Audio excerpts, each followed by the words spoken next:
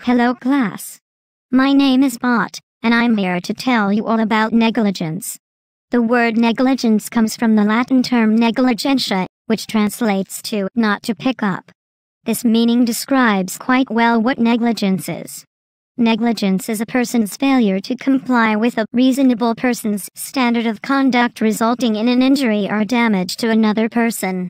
Some people are not held to the same code of conduct as others. These people would be children and the physically challenged. Children are not held to these standards because their actions are thought to be anticipated by adults, and also because they are not mentally developed enough to be held accountable in such circumstances.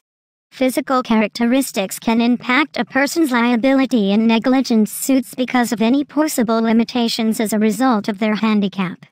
It seems unfair to hold one responsible for standards set that are physical impossibilities for them.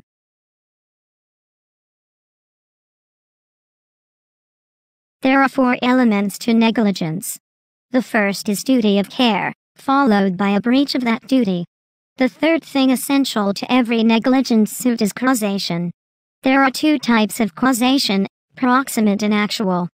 To have proximate cause, the injury sustained must have been a foreseeable consequence of the defendant's actions. Actual cause means to show that without the defendant's actions, the subsequent reaction would not have occurred. The last part to negligence is, of course, an injury or damage.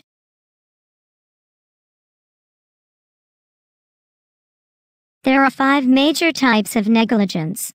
These are gross negligence, comparative negligence, vicarious liability, clinical negligence and criminal negligence.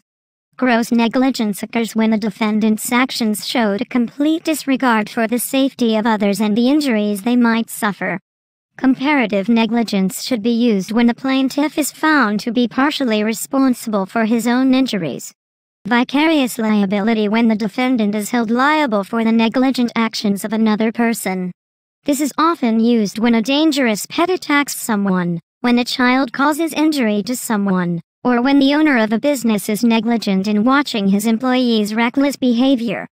Clinical negligence, similar to medical negligence, is also known as medical malpractice.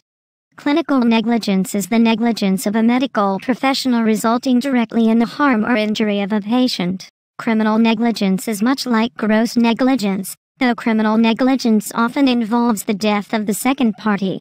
An example of such would be found in the famous Shakespearean play, Hamlet, in which King Claudius attempts to poison his stepson, Hamlet. Claudius fails and unintentionally causes the death of his wife, Gertrude, when she ingests the poison before Hamlet gets the chance.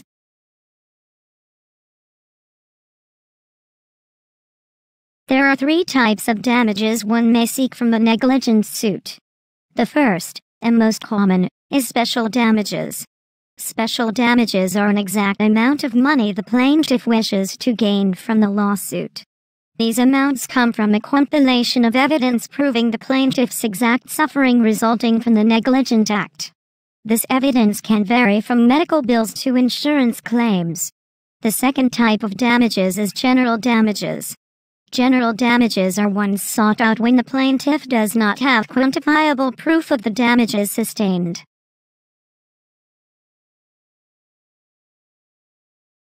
A well-known case concerning a negligent act is known as the Byrne v. Bodle case. The case involved the plaintiff walking down the street when he was struck by a barrel directly beneath the defendant's flower shop. The defendant was found liable because he proved to be both the actual and proximate cause of the plaintiff's injury. This case is a good example of the legal principle res ipsa loquitur, which translates to "the thing speaks for itself." This principle is used in cases when there is no other way the injury could have occurred, be it not for the actions of the defendant.